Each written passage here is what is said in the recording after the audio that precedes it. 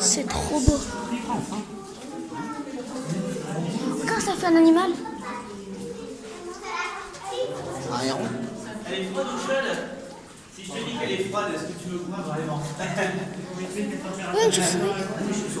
Oui, je sais, j'ai vu. T'as vu les chauves-souris? Ouais. Faut pas qu'il fait une froideur polaire dans cette galerie? Ah non, elle est à moins 15, moins 20 ici. Ah oui? Non, mais c'est les froides ou elle est chaude. Elle est plutôt à 35-40. Ah oui, quand même. Alors c'est un peu trompeur, la chaleur de cette galerie, elle est beaucoup due aux très nombreux gens qui sont venus comme vous. On a eu un gros rush juste avant. Et vu qu'on est dans un endroit restreint, la chaleur de nos corps, à elle seule, a fait grimper le taux d'humidité et la chaleur. Donc est-ce qu'on a tout le monde? Oui, très bien. Donc pardon les enfants, je vais me mettre juste ici. Je vous pousse un peu. Alors oui, il y a quelques chauves-souris dans la galerie. Si vous êtes sages les enfants, je vous en parlerai un peu plus loin. Mais en attendant, je voudrais avoir votre attention et vous chuchotiez quand on discute. Vous allez voir, ça résonne un peu ici. Alors donc, on se retrouve maintenant dans la grotte qui est la première partie de notre visite, qui aura 5 étapes. On verra la fontaine pétrifiante en dernière partie. Et entre les deux, notamment, on va passer par les ateliers de l'artisan pour voir comment il arrive à fabriquer des objets bien solides avec le liquide qui arrive devant vous. Voilà pour le programme, le gros du programme de la visite. Alors pour commencer, il faut savoir une chose, c'est que l'endroit que vous avez parcouru et là où on se trouve n'a rien de naturel. Cet endroit, c'est plutôt une galerie plus qu'une grotte, puisqu'elle a été creusée par la main de l'homme, voilà 200 ans, sur une trentaine de mètres à travers le granit. D'ailleurs, le granit sous le calcaire, vous le voyez encore un peu, c'est cette pierre grisâtre, vous voyez, sur les côtés. Alors l'homme qui a creusé cet endroit, c'est pas moi bien entendu, pour le coup, c'est Jean Serre, le fondateur de ces fontaines pétrifiantes, le barbu qui a été dessiné juste avant l'entrée de la grotte sur votre droite. Et cet homme, après une vingtaine de mètres à travers le granit, vous voyez qu'il est tombé sur deux sources assez chaudes qui alimentent ce bassin devant vous. L'une des sources est à 18 degrés, bon ça va encore, mais c'est un tout petit filet. La deuxième représente l'essentiel du débit de l'eau et est à 52 degrés. C'est température moyenne de 35-40 à tout ça.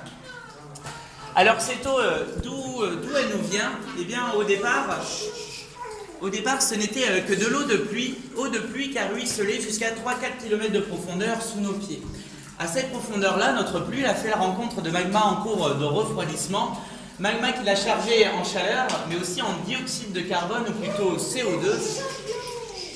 Si vous ne voyez pas ce que c'est le CO2 pour les enfants qui suivent, c'est les petites bulles qu'il y a dans le Coca-Cola ou dans la bière, finalement, c'est exactement les mêmes bulles. Et sous l'effet du gaz et de la chaleur, cette eau, comme dans une cocotte minute, elle a fini par monter en température et en pression, si bien qu'au bout d'un moment, elle est repartie dans le sens inverse, direction la surface.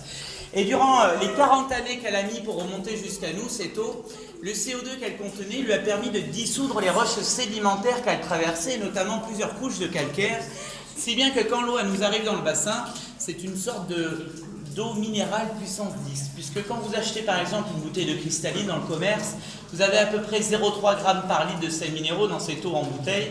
Dans l'eau qu'il y a devant vous, il y a 8 g par litre de sels minéraux. Et au milieu des 8 grammes, il y a 2 grammes rien que pour le calcaire. Donc en fait, cette eau, elle est tellement chargée en minéraux qu'elle n'est pas potable, dans le sens où elle n'est pas dangereuse d'en boire un verre. Et sur le long terme, ça pourrait finir en calcul rénaux, en caillots dans le sang, parce que notre sang ne peut assimiler de telles quantités. Alors pour l'instant, tout le calcaire qu'elle nous a ramené, cette eau, il ne tombe pas au fond du bassin. Pourquoi? Parce que l'eau, quand elle a remonté, le CO2 qu'elle contenait s'est attaché au calcaire, si bien que le calcaire reste en dissolution à l'intérieur de l'eau. Du coup, ce qu'on va faire, c'est que l'eau du bassin, on va la récupérer à gauche et à droite dans des petits canaux, et ces canaux vont amener tranquillement l'eau vers la fontaine pétrifiante qui est un peu plus loin. Et durant le chemin jusqu'à la fontaine, on va essayer de ne pas trop remuer cette eau, parce que vous voyez ce qui se passe quand on remue trop un soda, vous avez tout le gaz qui essaie de s'échapper, et vous en mettez un peu partout, et bien là ça serait la même chose. Si on remuait trop cette eau, le CO2 se détacherait du calcaire et finirait par s'envoler. Donc ce qu'on va faire, c'est pas trop remuer l'eau jusqu'à la fontaine, et dans la fontaine, ce sera tout l'inverse, on va essayer de la remuer au maximum.